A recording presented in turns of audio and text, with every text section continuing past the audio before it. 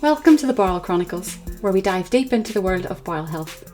I'm your host, Nikki Kilpatrick, and on this podcast we have raw and candid conversations with individuals facing various bowel conditions and illnesses. Through personal stories and shared experiences, we illuminate resilience and courage in the face of adversity. Be reminded that each story is personal and unique. These conversations are not to be taken as medical advice or to replace guidance from a doctor or healthcare provider. Our aim is to inspire and empower through these amazing stories, amplifying voices often unheard.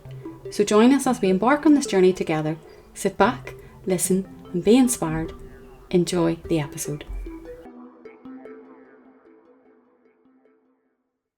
Hey guys, welcome back to another episode of the Bowel Chronicles. I'm your host, Nikki Kilpatrick, and today we are joined by 24-year-old Emma Sellers.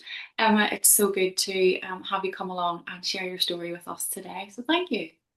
Okay, thank you for inviting me. You're really welcome.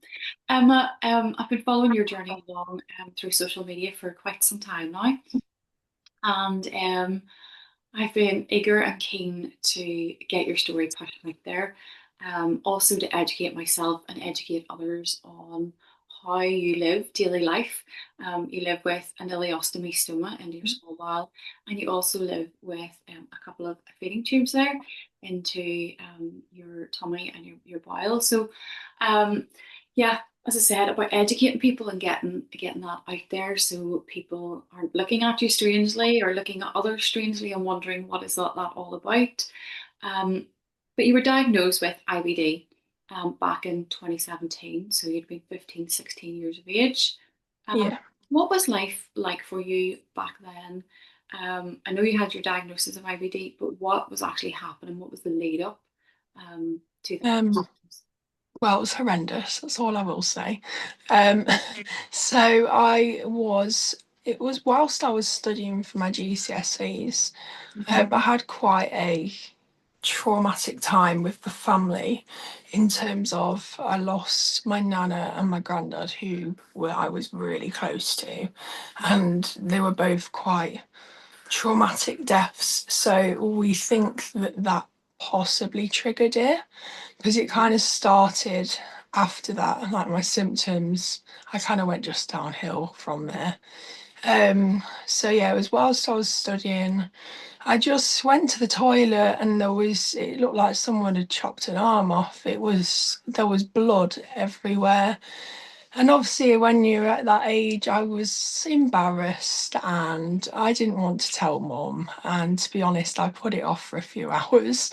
And I was like, eventually, I was like, I need to tell her. And she said, you need to go to the doctors. And I was like, I don't want to go. And I was so embarrassed. You are at that age where you just, poos are very Nobody touchy. wants. So yeah, a sensitive subject, isn't it? So yeah, from there I just was going to the toilet. I was getting worse. I was waiting for a gastro referral for ages. One on any treatment. They didn't put me on anything like whilst I was waiting. Did they do a calprotectin test on you to test? Yes, so they did the calprotectin and I think they said it was like over 500 something. So that's how they knew that it was some kind of illness of some description. Um, and everything else was fine, apart from the calprotectin. So from there, I was waiting for. It was quite quick when you compare it to some people. They can wait quite some time, can't they? Um, and then as soon as I saw him, he just told me what he thought it was, which was, in a way, it was kind of a bit of a relief because we immediately just thought the worst. We thought, I had cancer or something. So it was a bit of a relief to have some kind of diagnosis, which to some that does sound a bit strange because you don't want anything wrong, but you do because you just want an answer, don't you? You just want to start on some treatment. But then from there, he put me on steroids, which, obviously I started and I was waiting for a camera up the back passage. And they knew immediately from there when they did the camera, they knew straight away. But they couldn't go very far because it was so inflamed. They said they would have perforated my bowel if they had gone any further. So after that, I was obviously put on like other treatments. So I was on steroids, I was on the anti-inflammatories and stuff, and I improved from there. But I went the opposite way. Like I went from like 40 times a day going to the toilet to nothing. I was completely like backed up completely. And they said it was quite common for for people with bowel disease to like to go the opposite way when they're in flare-ups and still flaring up behind this all this, Yeah. impaction. And it was a diagnosis of ulcerative colitis they gave you. Yeah, ulcerative colitis. They did do um, biopsies, but obviously they knew from just looking really that it was colitis. But they wanted to just be sure with the biopsies. But yeah, and then I just kept going in and out of hospital. Like I was flaring, I went tapered down on the steroids, and then I flared back in hospital, IV steroids, and then they took me off them, back on the oral steroids, tapered me down. Then I flared. My body came reliant on these steroids. I just couldn't get off them. So they put me on. I still stayed on the steroids. I stayed on like a maintenance dose, if that makes sense. Like I think I stayed on like 6 tablets.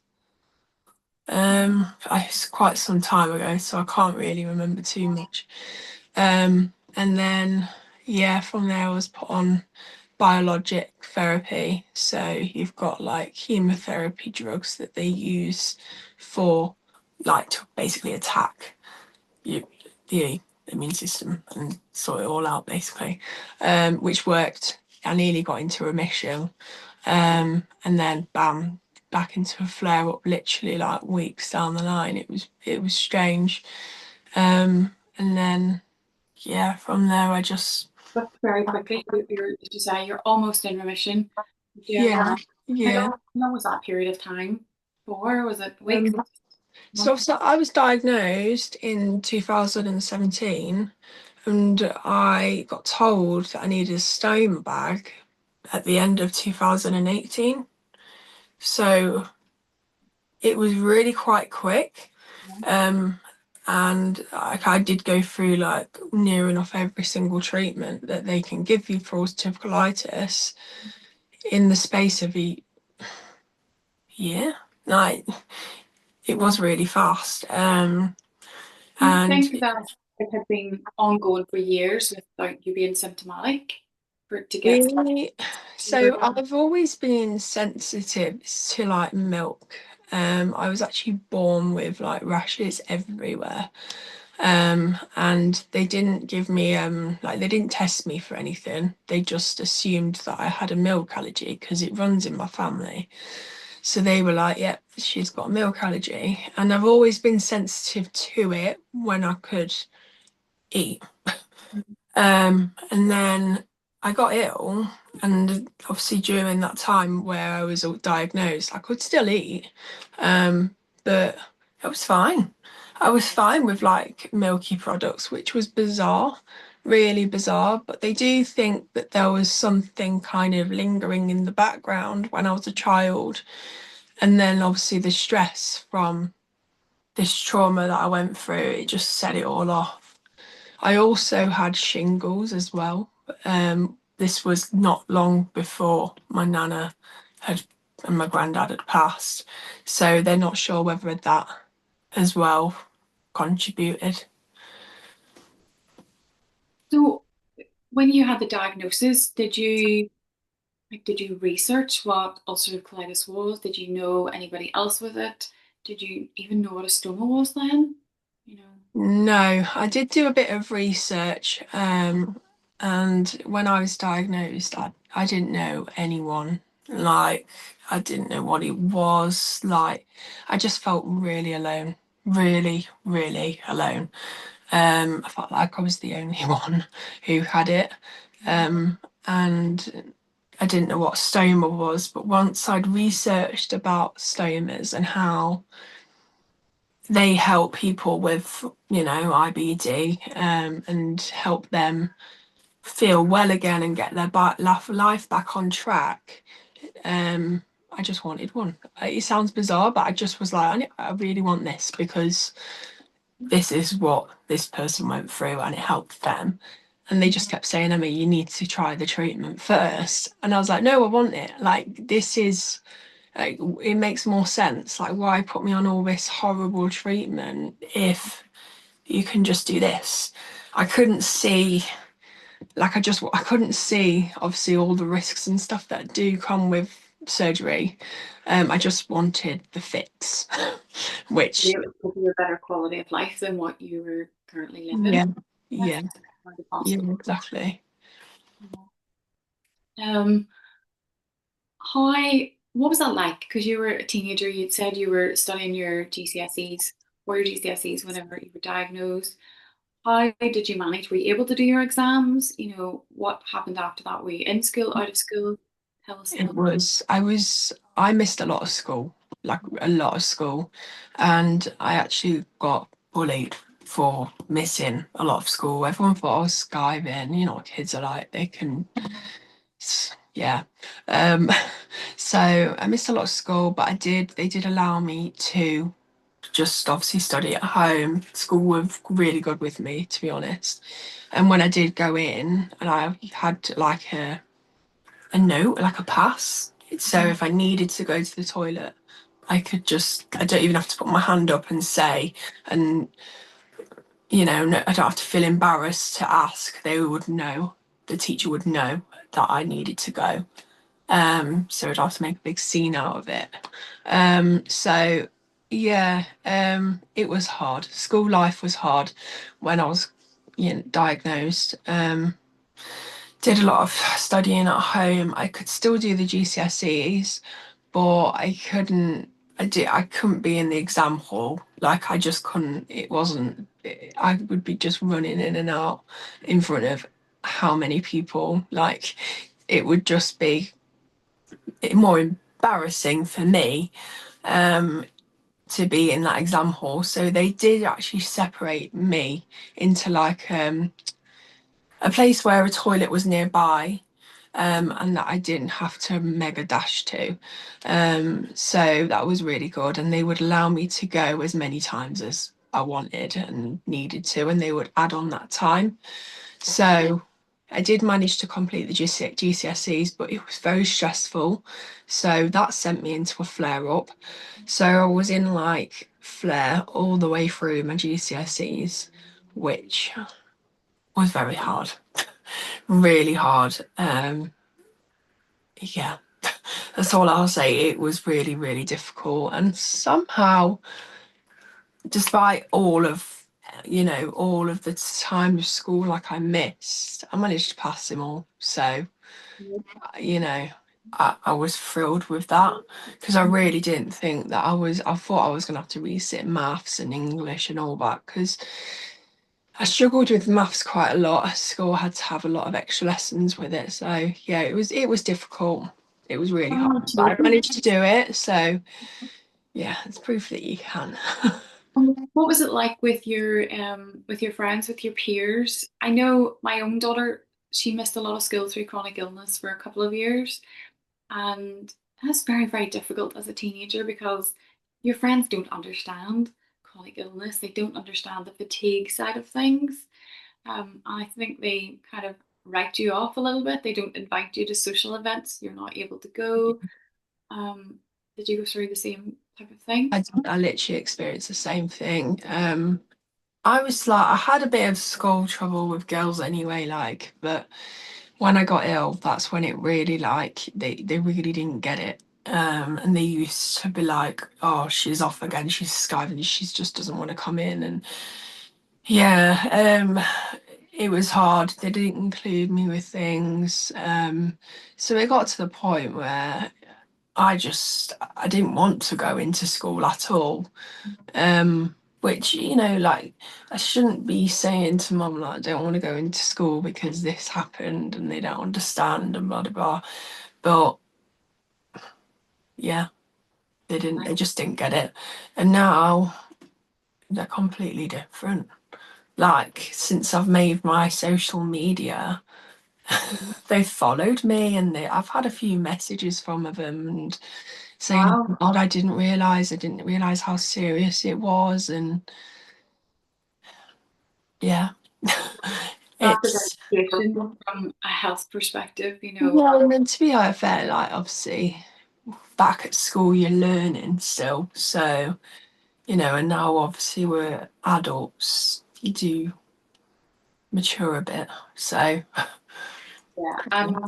I guess as well, the older you get, you do get more privy to kind of life and other health conditions that's going on. And when you're a teenager, you're not thinking, that's not on your radar.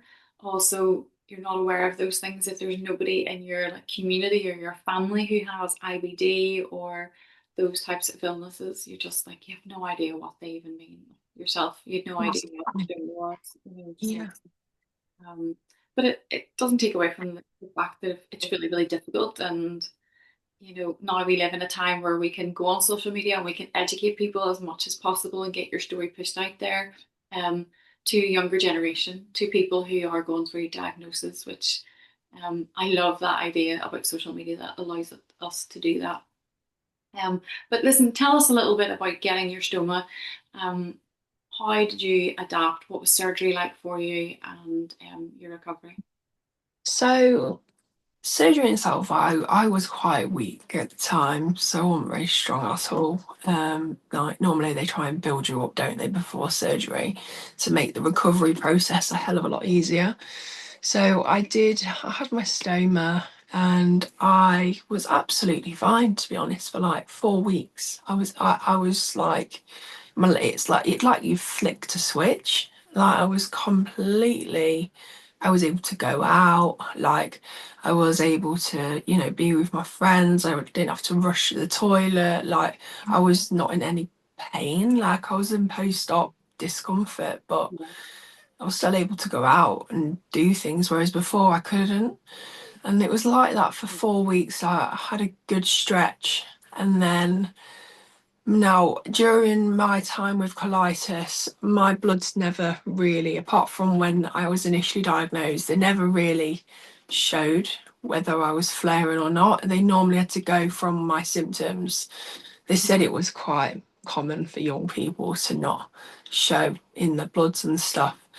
And they were quite concerned because they did like routine blood tests when after my surgery, and my CRP, my inflammatory levels were slightly high, which they just said, oh, we'll keep an eye on it because it can be quite common post-op for your inflammatory levels to still be a little bit high because you're still recovering. And then it just got higher, like not by much, but every time. So they did it like weekly after that, and they just kept going up, and they were a bit concerned. So they sent me for a scan.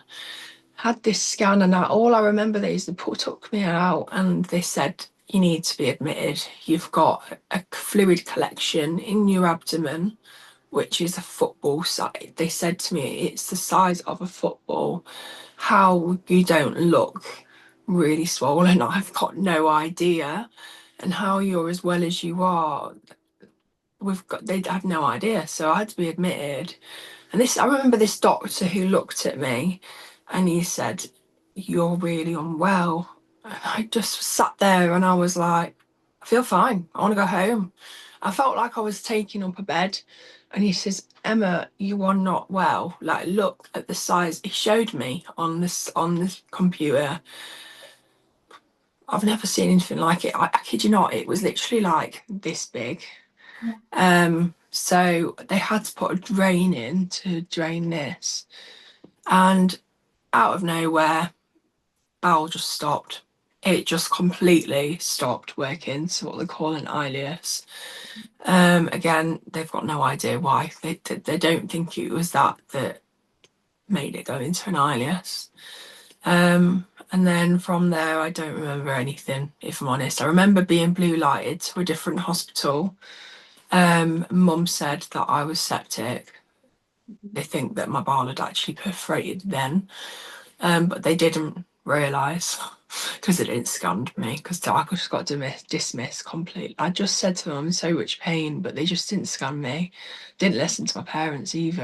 I remember mum saying that she got pulled into like this room and she said, they said to her, like, your daughter's going to die if we don't take her to Nottingham, which was it's my other local hospital. I had to be in intensive care for, it's all a bit of a blur, really, weeks. I had to continue to put me on TPN again because this is when TPN started.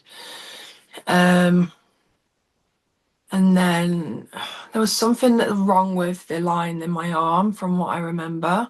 I was really poorly at the time, so I don't remember much. The pick line in for you? It was another PIC line, and they just scanned me. And this, I do remember this nurse, whoever did the scan, she was like, "There's stuff, something not right here." They saw just things floating around in my abdomen, so that was it. I don't remember anything really after that, other than the surgeon coming in and saying you need to go to surgery because your bowel's perforated. I don't know how long I'd been like that for, but I was throwing up poo and stuff, and Yeah. yeah. Take us back. So they obviously left some of your bowel in there. So they had done your ileostomy and your stoma small bowel. Was that what we call a loop ileostomy? So they took all of my colon but my rectum, apart from the last part, just so I had that option. If in the future I wanted it reversed, I had that option to do that. So they took all of that. So it was it wasn't an, I don't know what they call it. It's just an ileostomy back then. Yeah. Um, One was a subtotal colectomy. Subtotal, yeah. There you go. Yeah. Um, but then obviously it was your small bowel that was perforated. Yeah, yeah, small bowel. It was perforated in two places. And from there, they said to me, well, said to mom, because I don't remember much, but they said it was like tissue paper.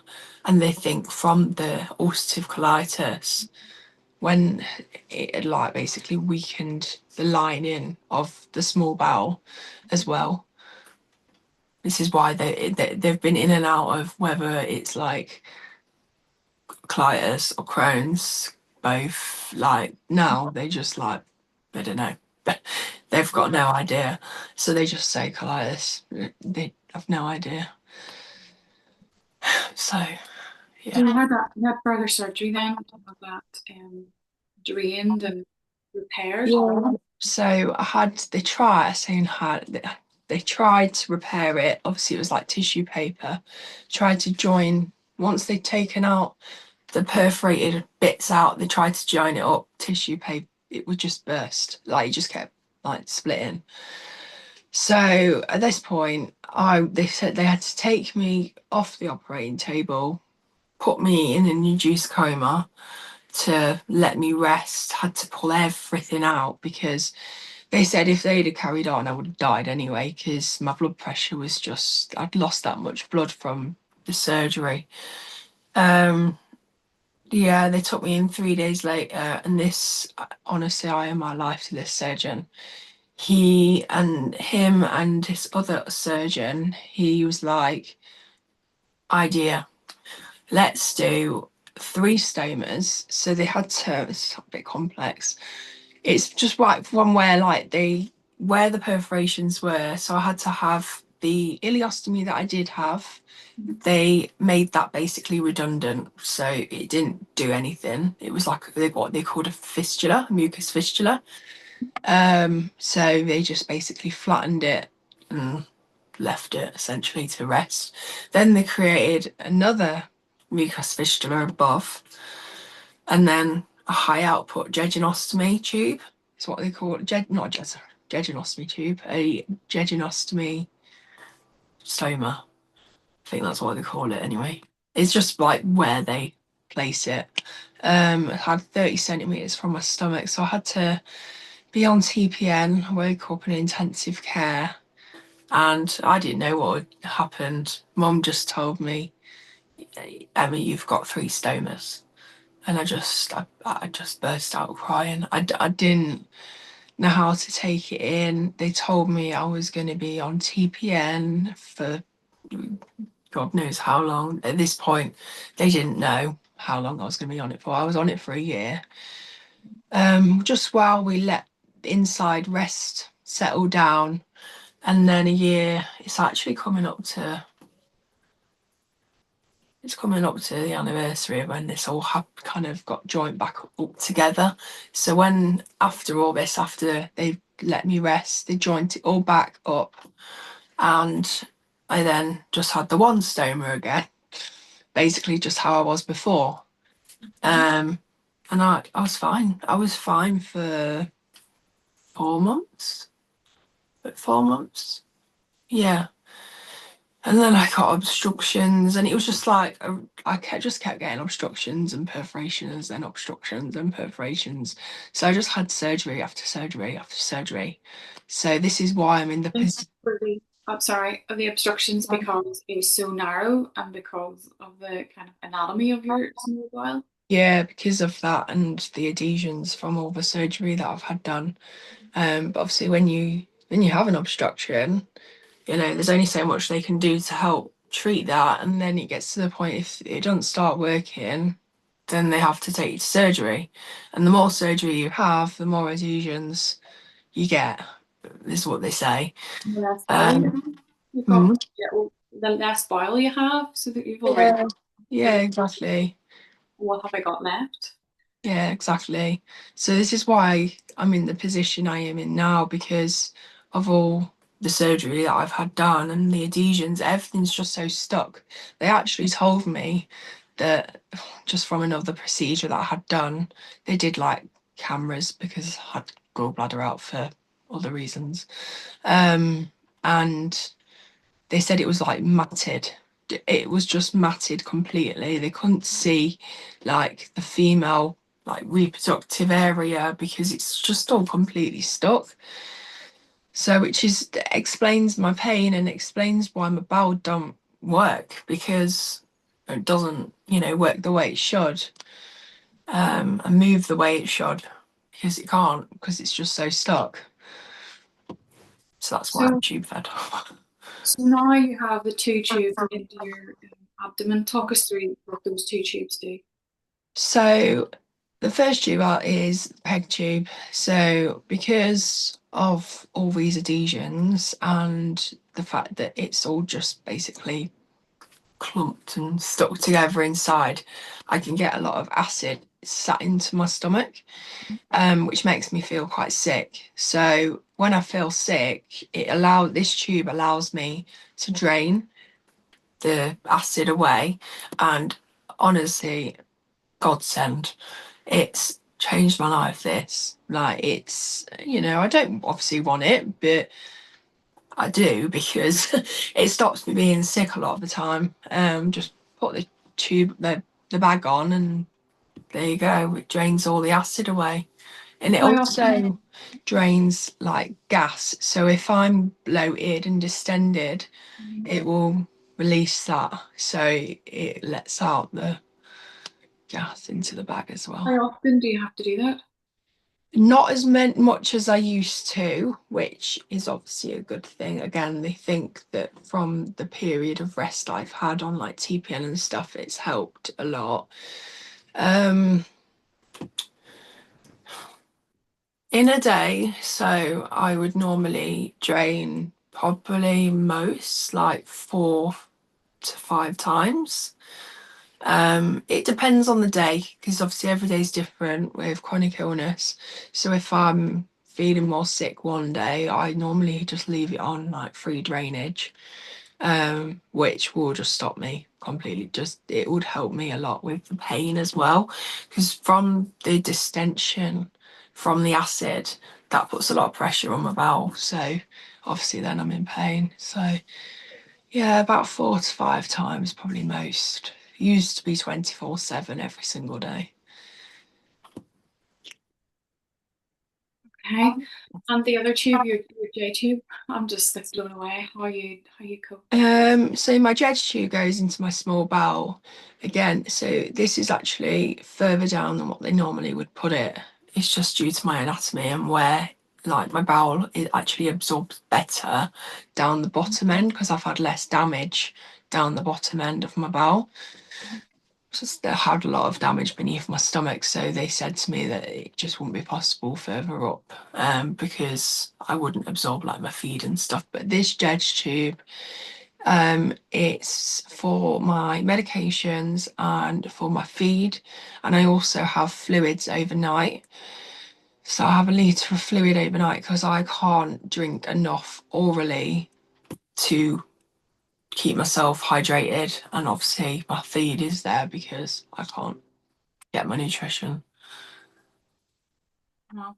And what type of feed is it like TPN that you get through that? Or So it's like a liquid, it's just a liquid feed really. It's got a lot of like like vitamins and minerals in that just to keep me going really. It's what you get in a day from normal food. That's what I get in my feed. and that runs overnight then? So I run my feed in the day, so I actually run it like in the afternoon. So once I've like run it, I then switch it over to the fluids after.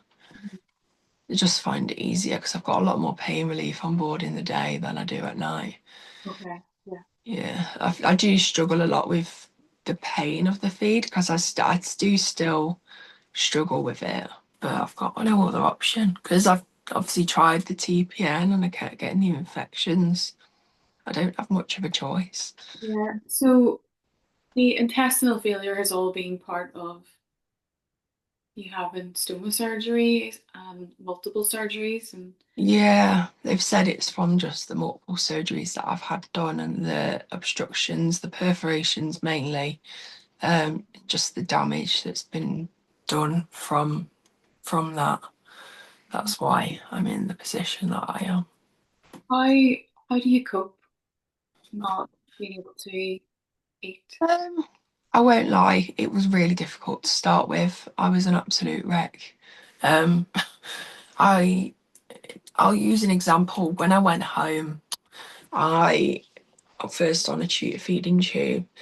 I actually had one of my best friends over, and obviously my mum cooked her food for over a weekend, and I just felt really left out, and I wanted to join in, but I couldn't. Like I can't obviously eat.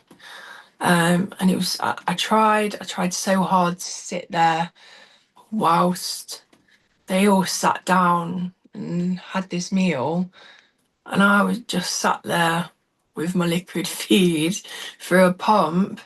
And I remember getting so angry, I just stormed myself upstairs, slammed the door, shut the windows so I couldn't smell anything. And I was a wreck, absolute wreck. And she always says to me now, you've come so far because now it don't really bother me at all. Like I'd rather be on this than deal with the pain of, eating. And that's the way I try and look at it is the pain and the symptoms that would come alongside eating. And what I'd rather be on the liquid feed. But the smells was really hard to start with, because obviously they can be quite strong sometimes, like, the salty smells of like bacon, for instance, or bacon's a bit the worst one, really. I still do struggle with that. But yeah, I'm a lot better than what I was. But it is really hard, really hard. From the point of view of like social settings and things, on the other side of you having your stoma and your tubes, can you get out and about? I know I even for me, I was on a liquid diet just for a few years. Not TPM, but it was just in the form of a shake made with water. And people will say, how did you do that for 3.5 years? And I'm like, when it puts you into a constant pain, you can do it. Yeah, you don't get much of a choice, do you? You get used to it, yeah. But like, when we went into COVID, I was like, oh, this is great because nobody's going out, nobody's socializing, nobody's being invited out for dinner, nobody's going around to each other's houses for Chinese. I'm not missing out now because everybody's missing out. But as soon as COVID lifted again, I was still in that place. I was like, yeah, it's back to people don't invite you out for dinner. You don't socialize around food anymore Mm. because people feel awkward. Have you found that? Are you? Yeah, so you don't actually realise, and this is one thing I've realised since being tube fed, is how much of life revolves around food. The whole social aspect, like you say. I get sometimes my friends forget, like not because like they're being insensitive, but like because that's their normal. Like this is my new normal, and they forget that they just say, oh, do you want to come so and so, or do you want to go and have coffee and cake? And I have to kind of remind them, like, look, I can't have cake. Like, I'll happily go and have like a drink like there, but just to let you know, I still can't have cake. And they're like, oh my God, I'm so sorry. And I'm like, it's fine because obviously that's just normal. Like, that is normal life to you, but this is my new normal. But yeah, you don't realize how much of life revolves around it. There's so many restaurants and cafes these days, but the whole like social aspect is hard. It is, that's probably like one of the hardest things about Would being you fed. ever be tempted with like a hard boiled sweet to suck it down? I know it turns to a liquid, but is even the tiniest little thing there's going to have a huge impact on your pain threshold and what happens in your body. What if I was to have like anything? Yeah. Yeah. I think I'm a lot better with to like, so I can actually have like hot chocolates and things now.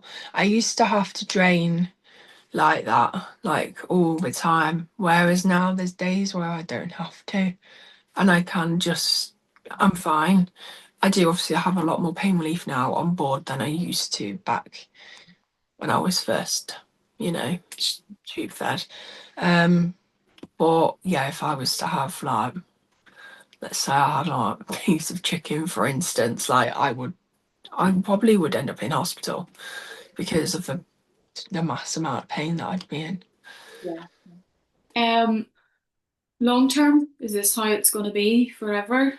Yeah. Yeah, that's what they've told me. They don't know how long my body is going to be able to stay on jejunal feeds, just because, my bowel it is in intestinal failure and it doesn't move the way it should. And they don't know, as time goes on, your body can like just form more adhesions. So they don't know like how long I'm going to be able to tolerate the Jed feeds or whether I'm going to have to be back on TPN again or whatever. They don't know. But right now, I can't go back on the CPN. I just kept getting sepsis, which would have killed me eventually. And this way, it's giving you some quality of life and it's keeping you alive. Mm. I am like, if I compare myself to obviously when I was on TPN and I had to be in and out of hospital all the time with infections. They don't even know how I'm still alive, to be honest. But they, if I compare my life now to how I used to be, let's say a year ago, I've got a much better quality of life with all obviously the medical devices I've got and my life now.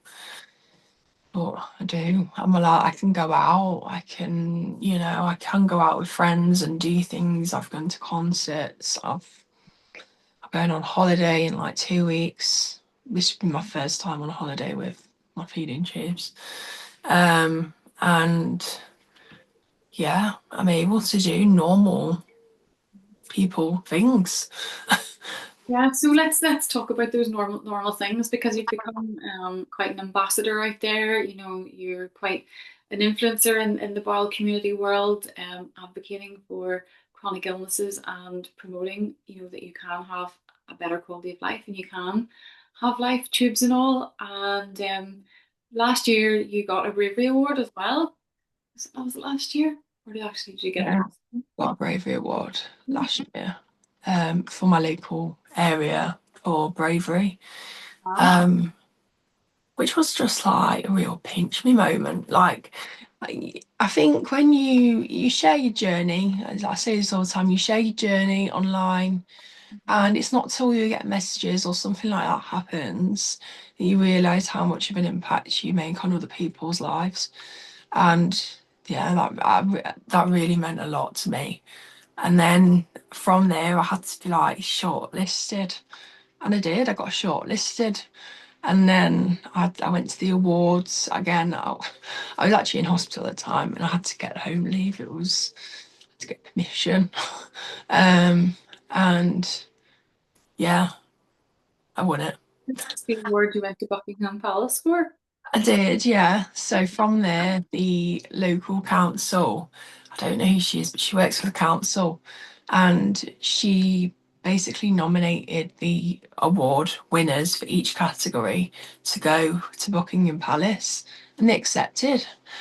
Um, and when I got this email, they actually asked me about this when I went, and they I got this email and I was laid in bed, literally just waking up, and I was like, this is fake. Like, what? Like, this can't be real.